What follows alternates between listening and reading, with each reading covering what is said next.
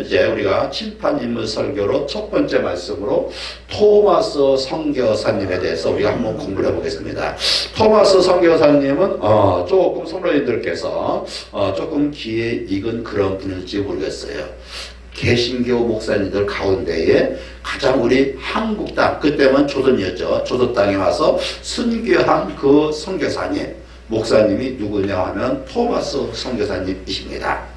이번에 그 당시만 해도 아주 보잘것없는 그런 어떤 그 작은 씨앗이 뿌려졌기에 바로 그 당시에 조선 땅에 교회의 어떤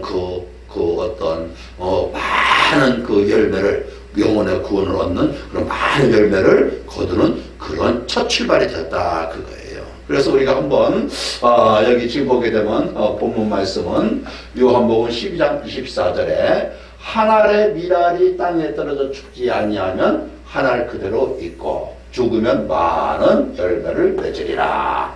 자, 여러분들이 인생이 어떤 인생이 되고 원합니까? 그냥 한 알 그대로 가지고 온 그대로 한 알만 가지고 그냥 그대로 살다가 떠나기를 원합니까? 아니면 여러분들이 하나를 뿌려서 여러분 자신뿐만 아니라 시간이 지나면서 더 많은 열매를 거두는 그런 많은 열매를 원하십니까? 어떤 걸 원하십니까? 많은 열매를 맺기를 원하면은 오늘 토마스 선교사님, 토마스 목사님의 그 일생을 통해서, 그리고 토마스 목사님의 그 일생은 한 알의 밀알이 떨어져서 수많은 열매를 맺는데 그것은 토마스 선교사님에게만 해당되는 것이 아니에요. 그것은 어떤 의미에서 성경에 해당하는 원칙이라 그거예요. 그러니까 신앙생활하면서 원칙을 잘 배워야 돼요. 여러분 세상 살아가면서 지혜가 필요한 거예요. 지혜란 건 뭡니까? 하나를 배우게 되면 열을 깨달아. 근데 열을 깨닫는 비결은 뭡니까? 거기에 원칙이 있다 그거예요. 원칙을 잘 찾는 사람. 그래서 그 원칙을 우리가 한번 배워보자 그거예요. 그래서 인물설교 시리즈가 그런 원칙을 배우는 거예요. 자, 그렇게 하게 되면 여기서 한 알의 밀알이 떨어져서 그래서 죽으면 많은 열매를 맺는다는 뜻은 무엇입니까? 먼저 첫 번째로는 거두기 위해서는 가을에 거두기 위해서는 봄에 무엇이 있어야 된다는 것입니까? 뿌리는 씨앗의 과정이 있어야 된다 그거예요. 여러분 봄에 그 뿌리는 그 과정이 아주 굉장히 사소할 수가 있습니다. 여러분 저 금강 보세요. 금강에 그 공지만 지나가도 굉장히 강이 폭이 넓고 물이 많습니다. 그러나 그 강이 시작되는 저 전북 장순과 어지에서 금강에 그 물이 시작되는데 조그마한 샘물로 시작한다는 거예요. 그 샘물 시작하는 곳에 가보세요. 에게게 이렇게 작은 것이 어떻게 금강처럼 큰 물이 되었대? 여러분 그것이 원리예요. 작지만 사소하지만 그것을 무시하지 않고 그것을 잘 관리해서 어떤 식으로인지 뿌리게 되면은 바로 무엇입니까? 큰 수확으로 연결된다. 이게 성경의 원칙이에요. 여러분 그래서 6지서 8장 7절 보면 내 시작은 미약하였으나 네 나중은 심히 창대하리라. 창대한 걸 강조하는 것입니까? 미약하던 걸 강조하는 겁니까? 미약한 걸 강조하는 거예요. 창대한 것에 우리는 마음을 썼지만은 그러나 거기에는 먼저 사소한 아주 작은 것을 시작했다는 걸 강조하는 것이다 그거예요. 자, 그래서 거두기 위해서는 먼저 뿌리는 것이 있다.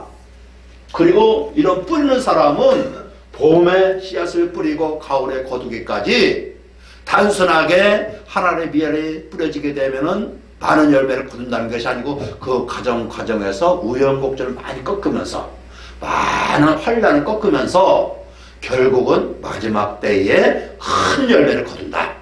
이 두 가지를 명심해야 돼요. 첫 번째 무엇입니까? 뿌려야 된다. 뿌리고 거둘 때까지 무엇을 우리가 인내하며 우리가 그것을 잘 겪어야 된다는 것입니까? 고난이 왔을 때. 자 보세요. 하나의 밀알을 보세요. 밀이 언제 뿌려집니까? 가을 10월달쯤에 뿌린다고 하더라고요. 10월달쯤에 뿌려지는데 이 씨앗을 먼저 뿌리기 전에 먼저 준비를 하게 되죠. 그렇죠? 씨를 소독을 하고 나쁜 것은 골라내고 좋은 것만 하면서 그 준비를 하게 되고 그렇게 해서 이제 가을에 10월달쯤에 뿌립니다. 10월달쯤에 뿌리게 되면은 겨울에 이 눈이 내리기 전에 잎이 한 4개, 5개 정도를 삐쭉히 올라온대요. 여러분 미래 입장에서는 얼마나 신기합니까? 하나를 뿌렸는데 거기서 이파리가 4개, 5개가 싹 나오는 거예요. 그것만 해도 성과예요. 그러나 거기에서 끝나는 것이 아니고 겨울에 있지 않습니까? 겨울에 엄동설안을 잘 거쳐야 돼요. 그렇죠? 엄동설안을 잘 거쳐서 그래서 살아남아야 돼요. 언제까지? 봄에까지. 거기서 죽어버리면 안 된다 그거예요. 그래서 엄동설안이 지나고 이제 그 추위가 다 끝났다 했을 때 봄에 또 뭐가 있습니까? 보리 같은 경우가 밟아버려요. 그렇게 하면서 이런 밟히는 아픔을 통해서 6월 달에 수확의 기쁨을 누린다. 그러니까 바로 무엇입니까?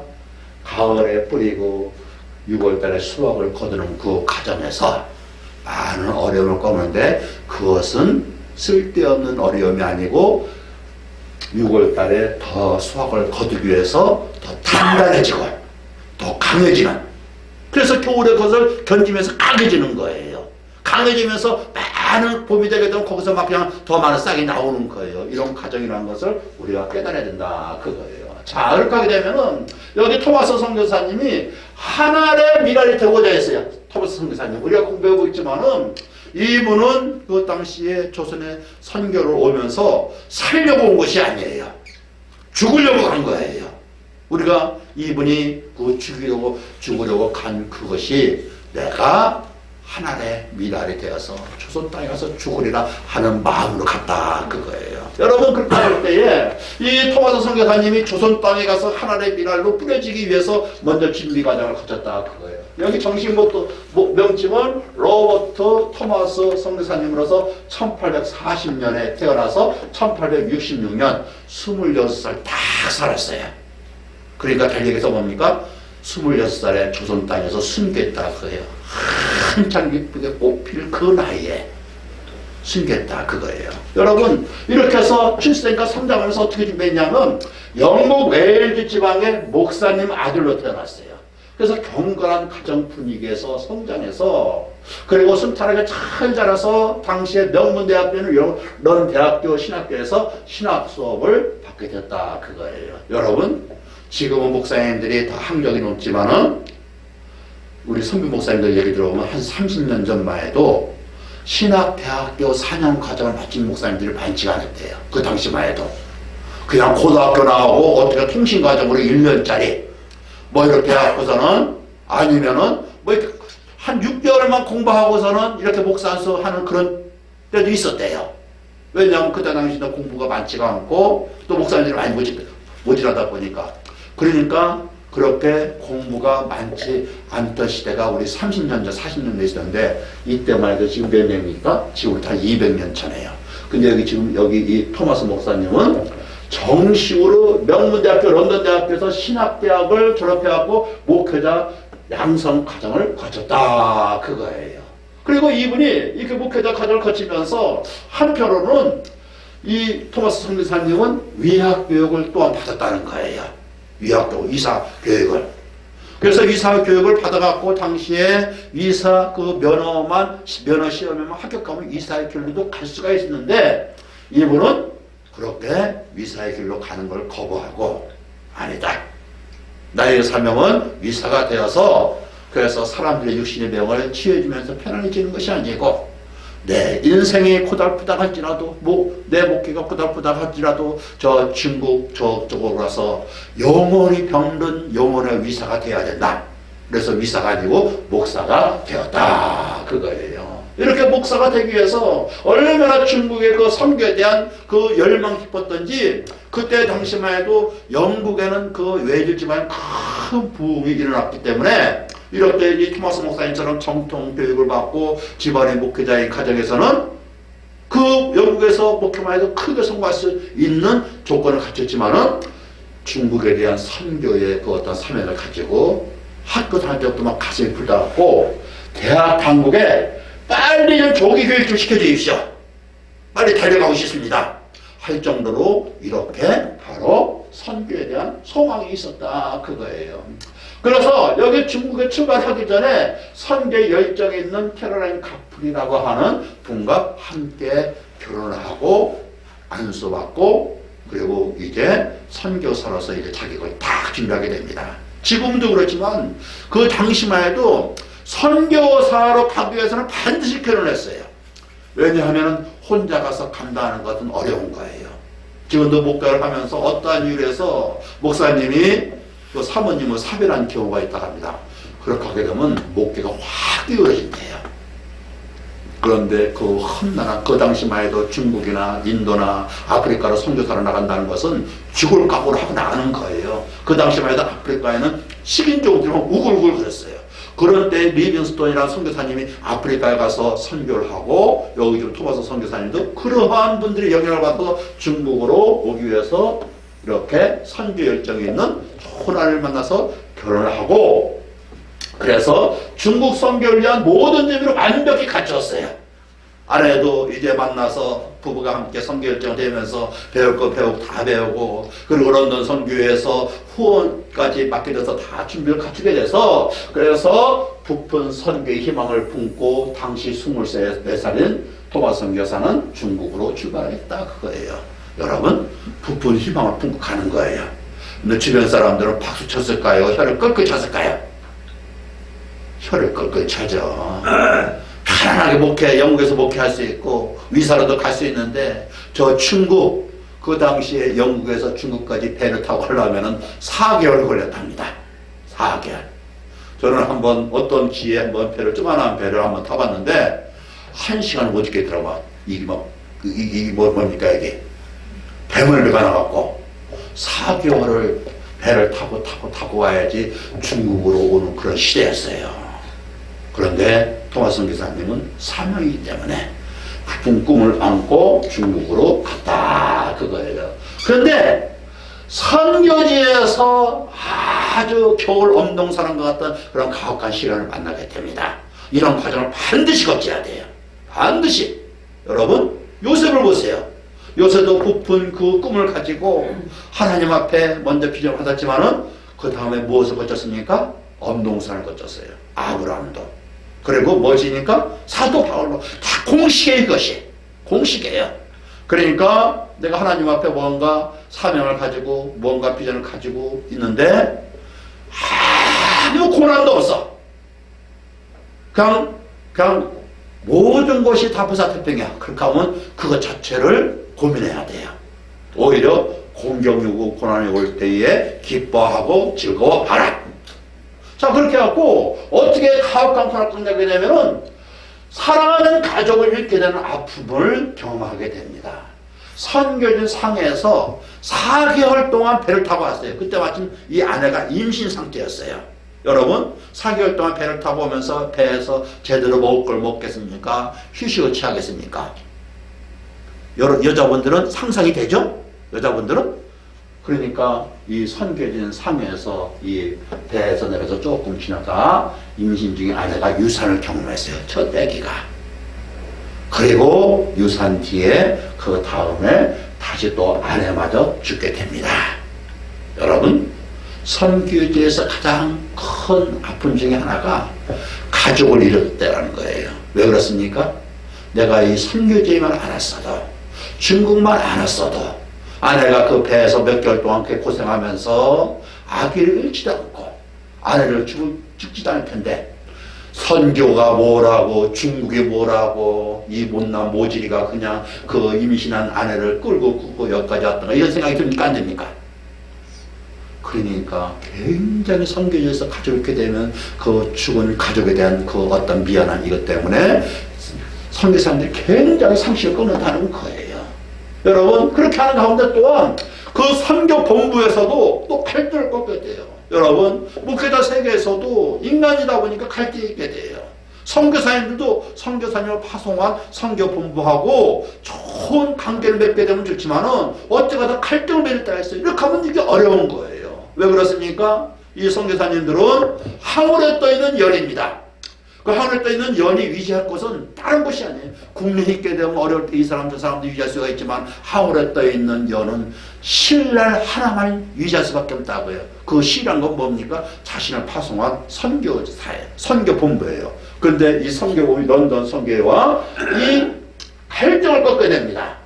뭐 큰 문제가 아니고 선교 방법에 대해서 바로 이 선교 본부에서는 이쪽으로 가서 선교하라고 하지만은 토마스 선교사님은 그것보다는 현지에서 사정에 말고 토마스 선교사님 이런 쪽으로 이런 방법으로 선교하는 게 더 좋지 않겠냐고 이렇게 갈등을 겪다 보니까 결국은 의견 차이를 극복하지 못하고 토마스 선교사님이 자기를 파송한 선교 본부와 그냥 자기가 그냥 사표를 내버려요. 그래서 선교사 길을 포기해요. 그리고 거기에 세관의 통역사로 바로 이렇게 이제 근무를 하게 됩니다. 한 8개월 동안. 자, 보세요. 선교 사명을 가지고 부푼 꿈으로 이 중국에 왔습니다. 근데 그곳에 와서 아기도 있고 아내도 있고 그리고 선교 본부의 갈등 속에서 선교사 사역을 하고 이제 세관으로 통역하면서 밥벌이 하는 주제가 되었습니다. 그 갈등이 어떤지 아시겠죠? 여러분 이렇게 해서 큰 악보를 걷는 가운데에 이런 게 다 겪어야 돼. 사실은 이런 과정을 통해서 하나님이 토마스 선교사님을 단단하게 만드는 과정이에요. 두려움을 얹고 탄장으로 채워가는 과정이라 그거예요. 왜 그런 과정이 필요한지 있다고 말씀을 드렸습니다. 그렇게 하면 다시 또 선교의 불길을 합니다. 세관에서 일하던 중 우연히 조선인을 만나게 돼요. 토마스 선교사님이 세관에서 통역사로 8개월 정도 일하는 중에 그때 당시에 조선에서 무엇이 일어났냐면 대원군이 바로 그 고종을 대신해서 통치하던 때였어요. 그래서 막 천주교인들을 막 잡아서 박해하고 죽이고 막 하던 때였어요. 그러니까 그 천주교인들이 그런 대원군의 박해를 피해서 목선, 조그마한 목선을 타고서는 피난온 거예요. 여기 지금 그 토마스 선교사님이 그 통역사를 하는 세관의 산동으로. 근데 우연히 토마스 선교사님이 피난온 선교사 2명을 만나고 얘기를 하는 과정에 여기 이 조선인 천주교인이 세상에 깜짝 놀랄 이야기를 해주는 거예요. 토마스 선교사님, 지금 우리가 이렇게 피난왔지만 지금 조선에 지금 엄청난 영적인 변화가 일어나고 있습니다. 무엇입니까? 지금 그곳에는 지금 천주교를 믿는 신자가 장장 5만 명이나 됩니다. 5만 명. 그리고 그곳에 프랑스 신부님들이 11명이 들어와서 몰래 여기저기 다니면서 이렇게 복음을 전하고 있습니다 하니까 토마스 선교사님 깜짝 놀라는 거예요. 여러분 그 조선 땅만 해도 당시에 중국에서 보게 되면 정말 변들이 있는 나라 중에 나라예요. 어두운 나라예요.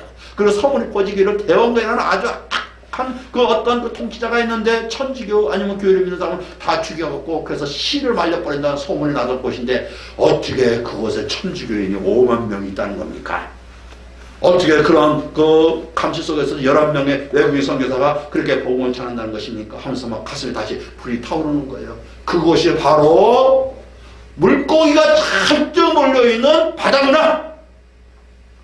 그것이 바로 바다구나. 물고기가 잔뜩 오르고 있는. 내가 그렇게 하면 여기서 지금 이렇게 허송할 것이 아니고 빨리 그물을 갖고 어디로 가세? 물고기 잡으러 가세. 이해가 됩니까? 내가 말주변형 써 그래. 그렇게 하면서 다시 또 선교율이 막 활활 타오르는 거예요. 그래서 토마스 선교사는 다시 조선에 대한 선교의 불길을 일으켜서 그래서 이제 처음으로 조선 땅을 밟게 됩니다. 그래서 그 선교를 하기 위해서는 한문 성경을 사야 되지 않습니까? 그리고 그 중국으로 건너가 조그만한 배도 마련해야 되지 않습니까? 그러니까 이것저것 비용이 많이 드는 거예요. 다행히 그런 토마스 선교사의 그 선교 열정을 시하게 봐서 후원자가 나타났습니다. 그래서 그분의 후원으로 조그마한 목선을 타고 거기다 한물을 된 삼각자를 잔뜩 그냥 아주 그냥 처박아 실은 거예요. 그냥 처박아 실어갖고 그래갖고 어디로 갔냐면 항해도 연변이 나는 항해도 해안가에 도착합니다. 그래서 토마스 선교사님은 2달간 배로 섬들 여기를 다니는 거예요. 그래서 섬들에서 내려서 보면은 사람들이 막 서양 사람들이 오니까 막 몰려들지 않습니까? 저희도 어렸을 때만 해도 그 미국 군인이 지나가면 신기해서 막 우르르 몰려들었어요. 저기 미국이 있다고, 신등이 있다고. 상상이 되시죠? 섬들에서 막 모여들고 그렇게 하게 되면은 한문으로 된 성경을 나눠주는 거예요. 이게 뭐지? 그렇게 하면 사람들이 받아갖고 그걸 읽는 사람도 있고 또 뭐 버리는 사람도 있겠지만 그렇게 해서 이 섬에서 나눠주고 또 배를 타고 타서 저 섬을 가서 나눠주고 이렇게 해서 2달 동안 지내는 동안에 조그만한 목선 빌려갔던 것이 그냥 부서져 버려갖고 더 이상 다닐 수 없기 때문에 왜냐하면 육지로 들어가면 위험하니까 그래서 다시 이제 중국으로 귀환하게 됩니다. 그렇게 해서 중국으로 복귀하면서 그래서 다시 이제 2차 조선 선교를 준비하게 됩니다. 토마스 선교사님이. 그래서 1차로 조선에서 가서 선들 돌면서 선교하면서 그 가능성을 보았던 거예요. 아, 이것이 정말 물고기들이 많구나. 우글우글하구나. 지금 시험 삼아서 이렇게 좀 조그마한 그물을 갖고 왔는데 이제 다시 중국으로 와서 본격적으로 저 한번 크게 잘 준비해서 한번 큰 그물을 가지고 다시 와야 되겠다. 그렇게 해서 중국에서 1년 정도 준비기간을 거쳐서 그 당시에 이제 성경책도 많이 가지고 단단히 준비하니까 조그마한 목선으로 갈 수가 없는 거예요. 그래서 당시 어떻게 했냐면은 그 중국에서 조선으로 가는 제너럴 샤만으로 가는 상선을 마침 만나갖고 그곳에 안내온 거, 왜냐하면 조선에 가본 경험이 있기 때문에 통역관으로 해갖고 같이 승선해서 그래서 1960년 8월 달에 조선으로 오게 됩니다. 제너럴 사문호 여러분 들어보셨죠? 제너럴 미국의 상선. 미국의 상선으로 대동강변을 올라왔다가 그곳에서 그 병사들과 그리고 군중들에게 바로 공격당해서 침몰한 그 배를 얘기하는 거예요. 제너럴 사문호. 이 제너럴 사문호를 타고서는 이제 조선 땅으로 온 거예요. 근데 그때 당시의 조선 상황은 바로 뭐냐면 대원군이 그 전부터 천주교를 받게 하던 걸 더 아주 이제 그냥 완전히 그냥 이 박멸해버리려고 합니다. 그래서 병인 박해가 일어났어요. 병인 박해라는 것은 병인년이라고 하는 해에 대박해가 일어났다고 해요. 그래서 8,000명의 조선 천주교인이 죽임을 당해요. 아까 조선의 천주교인이 몇 명이 당했습니까? 5만 명.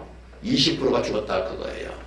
여러분 여기 지금 보게 되면 우리가 그 전에 몇 번 가봤었죠. 여기 해미읍성에 거기 천주교도들이 그 해미읍성 안에 숨겨당한 모습이 있죠.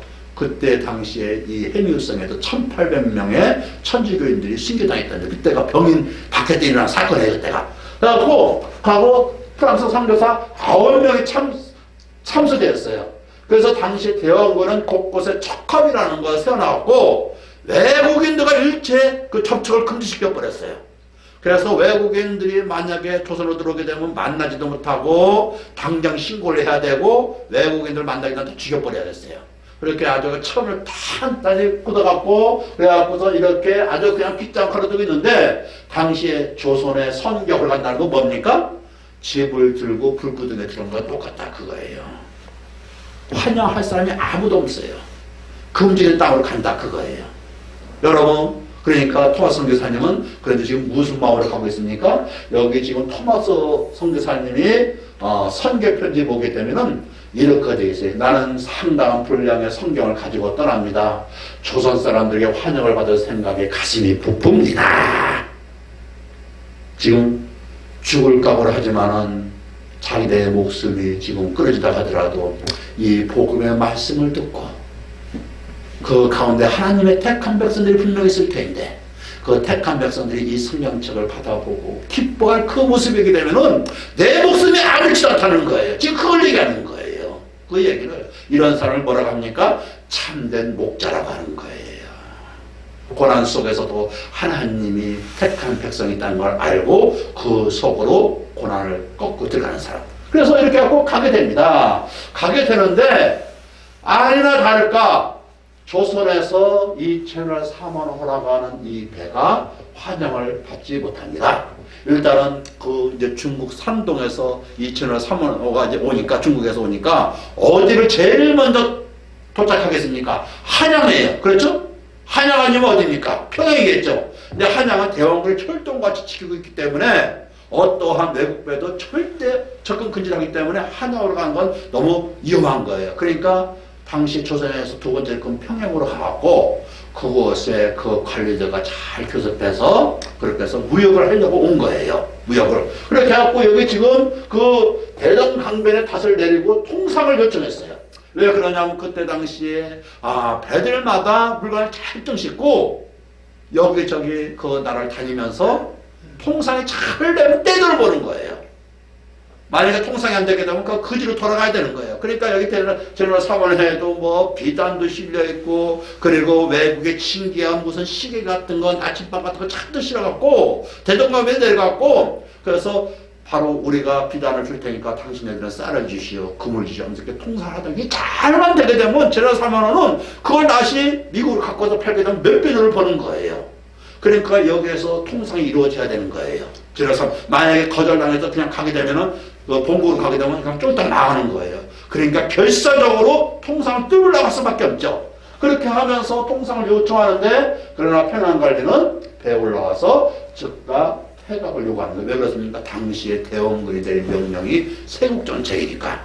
교섭을 금하니까. 그러니까 이 샤바노는 거기서 그대로 가게 되면 이게 쫄딱 망하니까 어떻게 하는 것입니까? 자꾸 그 하구 쪽에서 바다 쪽에서 상류 쪽으로 자꾸 올라가면서 자꾸 요구를 하는 거예요. 그렇게 하는 거 어떻게 하는 것입니까? 강변에 있는 백성과 병사 백성들이 충돌이 나는 거예요. 보세요. 이 한강이라 하는 그 저기에 그때 당시 지금은 한강이 이 밑에 뚝을 막아갖고 물이 엄청나게 많지만은 저희들 어렸을 때 한강에 가보게 되면 물이 많지 않았습니다. 평양의 대동강도 그렇게 물이 많지 않았을 거예요. 근데 배가 이제 상류로 올라오면서 그 검은 그 연기 뿜으면서 퉁퉁거리며 올라오면서 통상을 요구하다가 하는데 그때 당시 분위기는 뭐냐 하면 외국배와 외국인들은 양이라 해서 서양 오랑캐. 그러니까 저놈들 저거 지금 겁도 없이 지금 쳐들어온다. 서양 도깨비가 쳐들어온다 하면서 어떻게 했습니까? 막 강변에서 막 돌 던지고 막 하는 거예요. 그러니까 이 제너럴 사모에서는 또 총질을 해야 되는 거예요, 막 그냥. 거기서 충돌이 나갖고, 그렇게 해서 막 그냥 이렇게 막 긴장로 빠지는데, 그 상류가 물이 빠지기 시작하는 거예요. 왜냐하면은 서해안이 썰물이 되니까, 상류까지 차오르던 물이 싹 빠져나간 거예요. 이 사람들이 그러니까 경험이 없으니까, 서해안에 자기들애들 민물대에 대동 강물이 많을 때 이 들어왔던 거예요. 그런데 이 썰물이 되면서 강물이 빠져나간 게 그걸 몰랐던 거예요. 이것이 경험이 없다 보니까. 그런 것들이니까 강바닥이 딱 드러나면서 배가 어떻게 된 것입니까? 강바닥에 딱 주저앉아 버려요. 강바닥에. 그러니까 잘 됐다 싶어서 그 물이 조그맣게 물이 남아있는 그 위에 또 내려오는 물을 이용해서 작은 배에다가 조선병사들이 집을 차듯이 싣고 오는 거예요.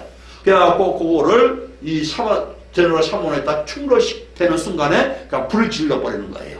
작은 배에다가 이 물을 이렇게 집을 많이 실어갖고. 그러니까 이 샤머노가 어떻게 됐습니까? 그냥 불이 확 나버리죠. 그러니까 순식간에 샤머노는 불길에 올랐고 선원들은 배를 타고 탈출해서 강변의 길로 기어 올라왔다. 그거예요. 자, 이거예요. 그림 보세요, 이거. 예. 여기 지금 이게 뭡니까, 이게? 이게 제너럴 사모노예요. 제너럴 사모노. 사모노. 여기서 지금 이렇게 불이 찬뜩부터 작은 배, 여기 집을 찬뜩 실었죠. 그래갖고, 여기 불이 찬뜩, 난 이 불을 갖고 여기다 딱 부딪혀 버리니까, 여기 불이 납니까? 안 납니까? 요 주변에 누가 있습니까? 주변에는 백성들, 군사들이 있죠. 그렇죠? 이거예요. 그림이 그려지죠, 이것이? 그러니까 다, 이렇게 여기서 있던 병사, 여기던 그 사람들이, 선원들이 다 밖으로 빠져나왔어요. 다 밖으로 빠져나오니까 강변으로 기어 올라오니까 거기에 누가 있습니까? 조선 병사가 칼을 들고 있는 거예요. 백성들이 돌을 쥐고 있는 거예요. 살려줬겠습니까? 죽였겠습니까? 당연히 죽이죠. 그래서 죽는 거예요. 여기 지금 보니까 이렇게 죽이는 모습이 나오는 이것이 그래갖고 여기 보게 되면은 이 병사들이 여기 제너럴 사모노 했던 사람들이 강에서 내려오는 순간에 다 이렇게 칼로 죽이고 백성들이 돌로 죽이고 그 가운데 여기 지금 토마스 선교사님입니다. 토마스 선교사님은 어떻게 죽었느냐? 토마스 선교사님은 어떻게 죽었냐면은 강변에서 작은 씨앗을 뿌리며 죽어갔다. 그거예요. 작은 씨앗을 뿌렸어요. 토마스 선교사님도 역시 배를 탈출해서 강변으로 올라왔어요. 근데 강변으로 올라오면서 여기 지금 토마스 선교사님이 뭐를 가지고 왔냐 하면은 배에서 성경책을 가지고 왔어요. 그 기록이 나게 되면 당시에 제너럴 사모노에 토마스 선교사님이 한 500권을 갖고 왔답니다. 그 500권을 갖고 왔을 때에 여기 지금 이 사람들에게 막 뿌려주는 거예요. 막 뿌려주고 그렇게 하고서는 남은 거 몇 권을 가지고 바로 이렇게 이 강변에 이렇게 올라오니까 여기 지금 보니까 여기 성경책이 여기 보이죠? 그러니까 이제 죽이려고 이렇게 칼을 들고 있죠. 여기 칼을 들고 이 병사가 죽이려고 이렇게 하니까 기도를 하는 거예요. 마지막 기도를 하고 어떻게 하느냐? 이 사람이 죽이려고 할 때에 아소 하면서 아소란 것은 바로 뭐냐면 그때 당시에 예수란 뜻이에요. 아소. 옛날에 아소교라고 했죠. 기독교는 아소교. 예수님은 아소라. 아소 하면서 그렇게 하면서 성경책을 지어줬다는 거예요. 여기 그래서 여기 지금 보게 되면은 토마스 목사님의 그 정규를 보게 되면 자신을 죽이기 위해 칼을 들고 다가오는 박준권 병사에게 두 손을 잡고 기도를 하고 웃으면서 책을 받으라고 웃으면서 박준권이 그 병사예요. 병정. 그래갖고 칼을 들고 달려오는 여기 다가오는 거예요. 요 사람이 칼을 들고 다가오니까 기도를 하고 웃으면서 이 사람한테 책을 받으라고 준 거예요. 그러니까 박준권이라는 사람은 자기가 죽이려 하고 다가가는데 상대방이 웃으면서 책을 주니까 받겠습니까? 안 받겠습니까? 얼떨결에 받은 거예요, 이것이. 얼떨결에. 뭐가 저기 저 사람이 뭐 죽는 받은데, 뭐가 저기 소중한 것을 나한테 받으라거나, 이게 뭔가 굉장히 귀한 것인가 보다, 얼씨거나 수지 받았다고 책을 받았겠죠. 웃으면서 했으니까. 그렇게 하면서 했을 때에 이 선교사님이 바로 이렇게 두 손을 잡고 기도하고 죽으면서 책을 받으라고 자기를 죽이려 오는 박준권에게 두고 주변 사람들에게도 죽고, 그리고 바로 26살이란 젊은 나이에 순교하였다. 순교하였다. 26살 나이에. 여러분, 근데 이분이 선교하러 와서 한 사람이라도 전도했습니까? 안 했습니까? 전도 열매 있습니까? 없습니까? 겉으로 보기에는 없는 것 같아요. 그렇죠? 그런데 이분은 자기가 할 바를 최선을 다했어요. 뭘 했습니까?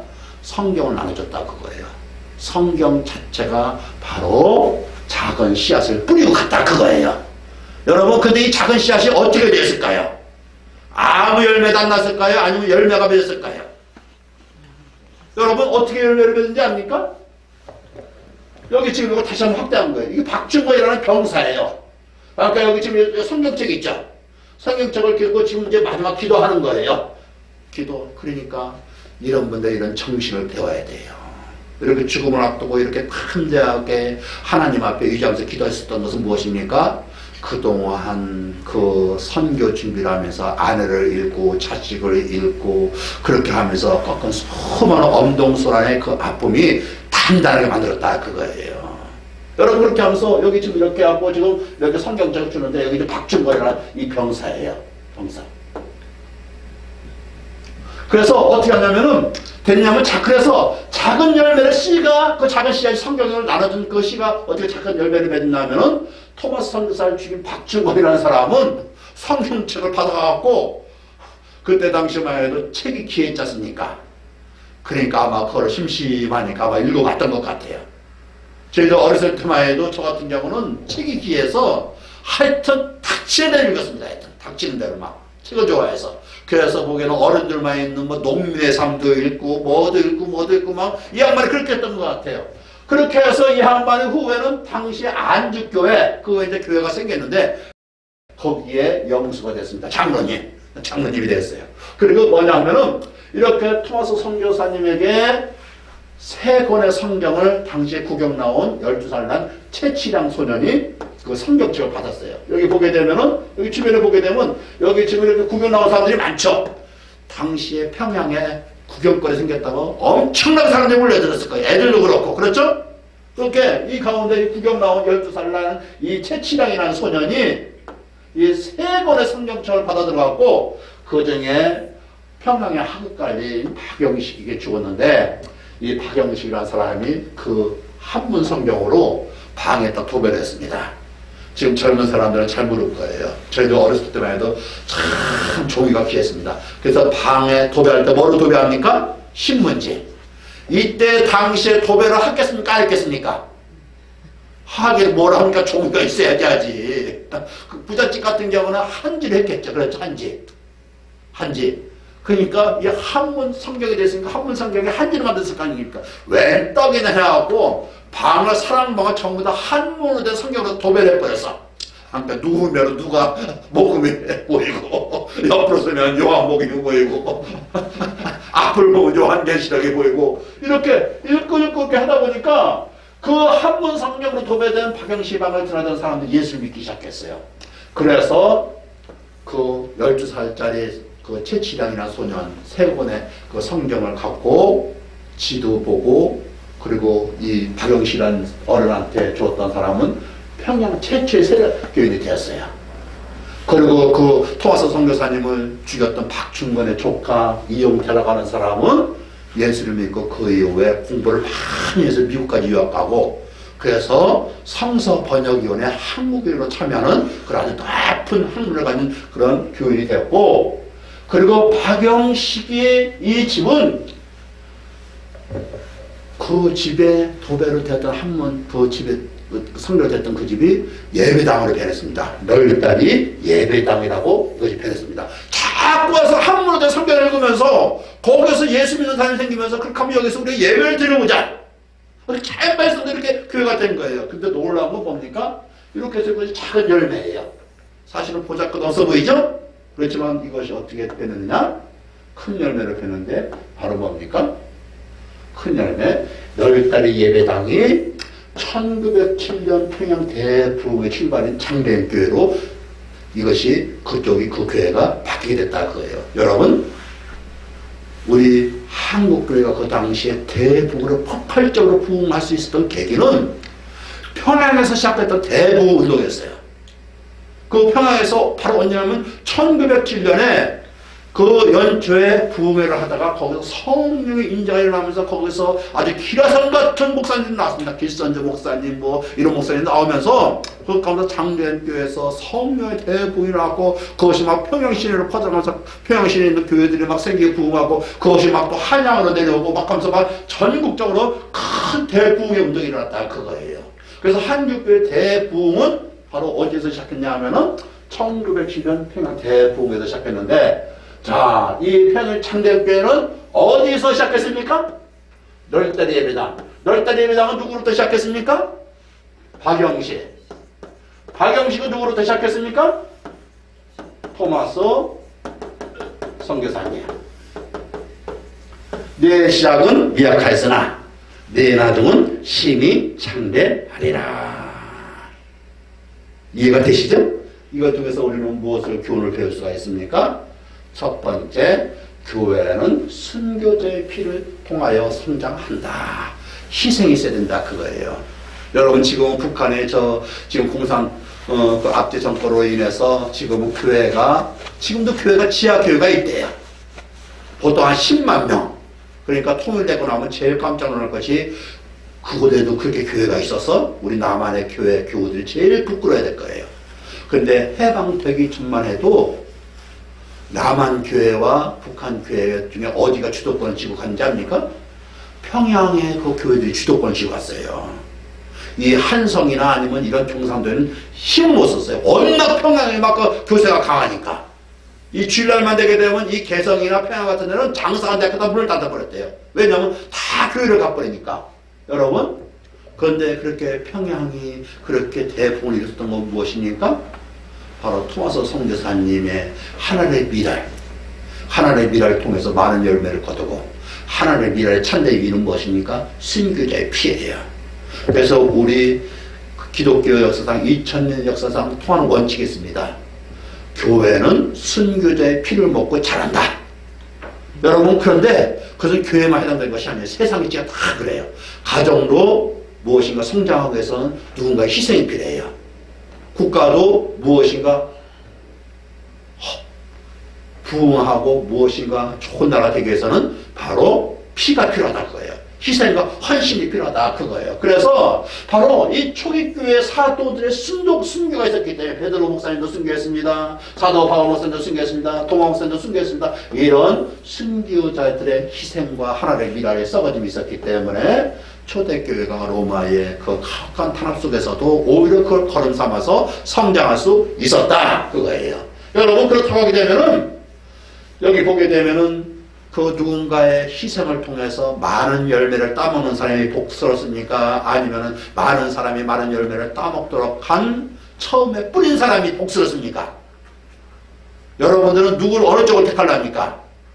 따먹는 쪽을 택할랍니까? 뿌리는 쪽을 택할랍니까? 그것도 하나님의 사명 주셔야 되는 거예요. 무슨 얘기인지 알겠죠? 그래서 주 예수께서 친히 말씀하신 바 주는 받는 것이 복이 있도다 하심을 기억할지니라. 우리 한국 사회가 지금 무엇이 필요합니까? 전부 다 다오면서 받으려고만 합니다. 여러분, 지금까지 우리 한국 기독교가 150년 동안 많이 뿌려서 그 열매를 가지고 먹고 산 거예요. 지금 이제 그것이 고갈되려고 하고 있어요. 이제 누군가가 새로 뿌려야 돼요. 새로 뿌려서 하나님의 미랄이 된다는 거예요. 그렇게 해야 그 열매가 많은 열매가 맺어서 그 이후 세대들이 다시 풍성한 열매를 맺을 수가 있다 그거예요. 그래서 지금 이 시대에는 받는 것보다 주는 것보다 주는 것이 복되다는 걸 믿고 하나님의 미랄이 되고자 하는 사람들이 절대적으로 필요한 때이다. 그리고 마지막으로 우리가 이렇게 하나님의 미랄로서 교회를 위해서, 국가를 위해서, 사회를 위해서 헌신하고 희생할 때에 자칫하면 낭망하고 실망하고 좌절할 수가 있어요. 왜냐하면 내가 뭔가 뿌리는데 아무 열매가 없어. 오히려 실패한 것 같아. 그럴 때 어떻게 되냐면은 사람의 눈이 아니고 하나님의 눈으로 봐야 돼요. 사람의 눈으로 봤을 때는 실패한 같이 보여도 오히려 그것이 하나님의 눈에는 더 큰 열매를 가기 위한 하나의 겨울이다. 자 보세요. 가을에 밀을 뿌렸는데 겨울 엄동 사람이었으면은 봄에 그 씨앗이 살아나겠습니까? 살아나겠습니까? 죽어요. 생명력이 없기 때문에. 그래서 바로 우리가 토마스 선교사님의 죽음이 실패인 것처럼 보여요. 그러나 실패가 아니에요. 하나님은 그걸 통해서 더 많은 열매를 맺은 것처럼. 그리고 사도 바울 목사님도 우리가 알기에는 지금 막 대성공한 것 같지만 그때 당시에는 67세에 목이 잘리는 순교를 하셨어요. 그때 당시에는 실패를 보이죠. 여러분, 그러나 실패가 아니고 하나님의 눈에는 그게 승리인 거예요. 그래서 우리가 하나님을 위해서, 국가를 위해서, 교회를 위해서 하늘의 미랄이 되고자 할 때에 잠시 실패가 되는 것 같아도 상황이 고약하게 흘러간다 할지라도 사람의 눈이 아니고 누구의 눈으로 봐야 된다? 하나님의 눈으로 보고 늘 하나님의 그 신실하심과 우리가 믿고 끝까지 나가자! 이렇게 할 때에 하나님의 미랄이 모두가 되어서 그래서 그 수많은 열매를 통해서 우리도 복되고 그리고 우리 가정과 우리 주변과 후 세대들도 복된 그런 나라가 가정이 교회가 될 것입니다. 기도하시겠습니다. 하나님